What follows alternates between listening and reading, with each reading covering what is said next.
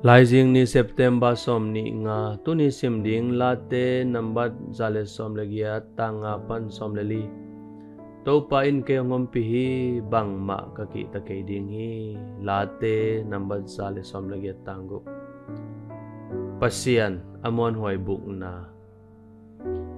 katanu khatina neolai tu angil mo khat pen apain sik sakol tuan asin pihun lai ai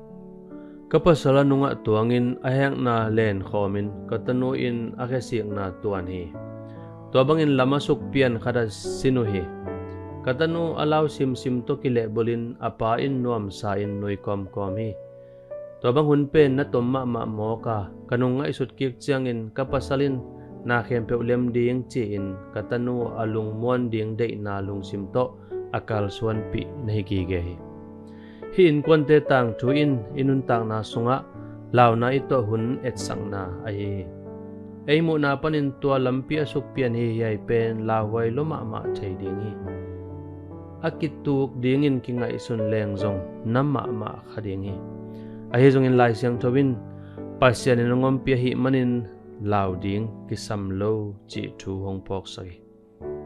mi hinghu na kitchen lo hangin ihak sathun chiangin ama pen amuan hoi ibuk na ahi hi pasien pen ei teng hu pa achi chiangin ilaw pen ihan cham pen huna honghu ding mon hoi chi na hi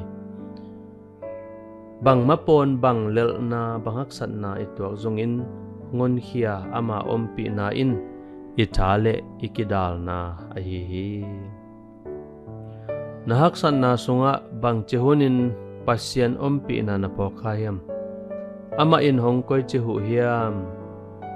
pao kanuntang na sunga nongompi manin lungdaming